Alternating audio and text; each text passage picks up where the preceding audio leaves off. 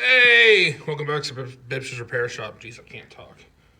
But pretty sure that's a pretty common thing. So, we got the new project M in the shop and getting it ready to start. Got this in the other night and haven't had a chance to really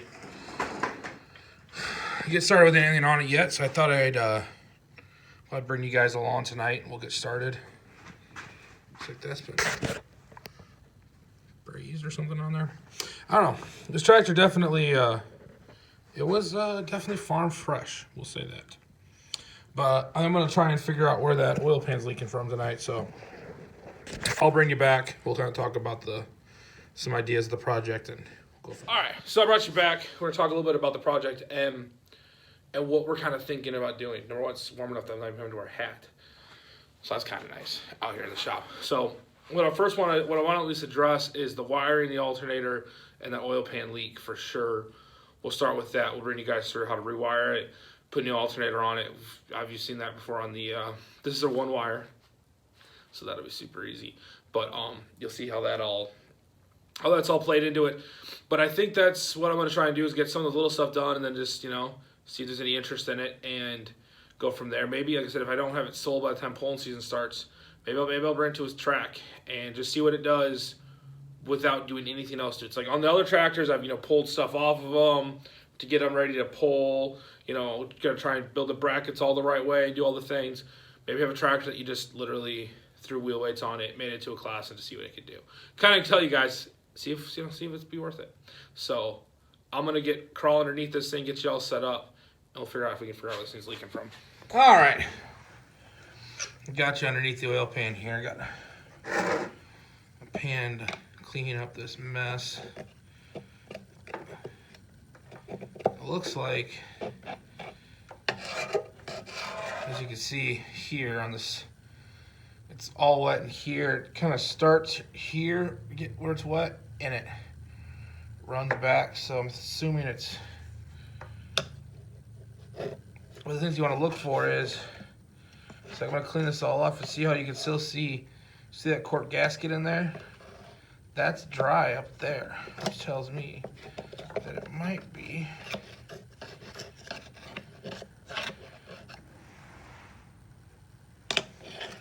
coming out of the pan itself.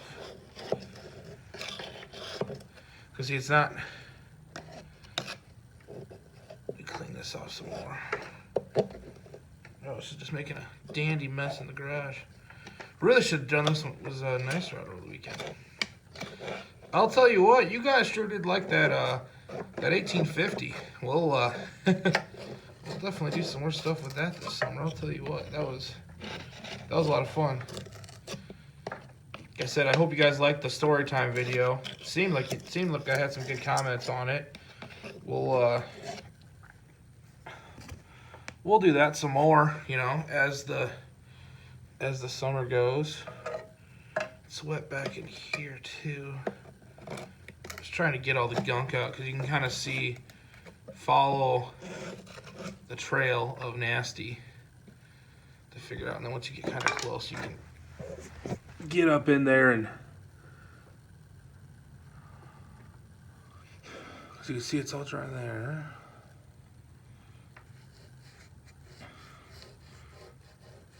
I'm trying to here see if there's maybe a soft spot in the pan.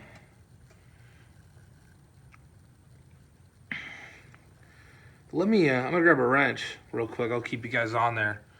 Just see if you can find the leak. I don't know for a second. Let me just hit that with a wrench and just make sure. Maybe I got a loose bolt on there. Grab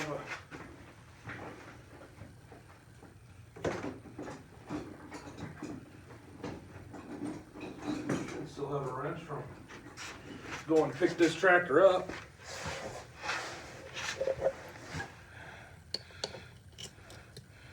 That's tight. That one's tight. That one's tight. Just checking the stupid stuff, Get a loose bolt would cut something like that. All right.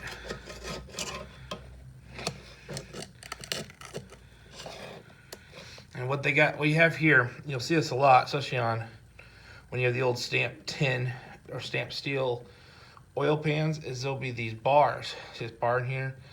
And this helps strengthen this up, so that way your bolts, the pressure is even against the whole pan, not just in one area. So when you see that, it's very important that those things are put back on. Yeah, that's all tight. Let me move a little bit here. I'll bring you guys down.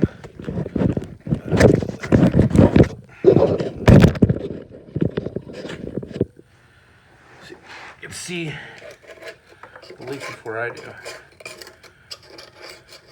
So it doesn't really, it only leaks when it runs, so that tells me that it's oil's getting splashed up, like because when the oil's sitting down in here, the level's like right here. And obviously the leak's coming from above.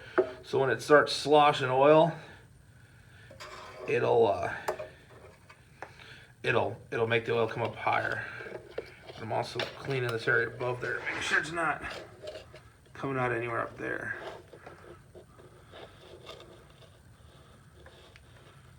Oh man, this is filthy. My garage floor is forever unclean. Ugh.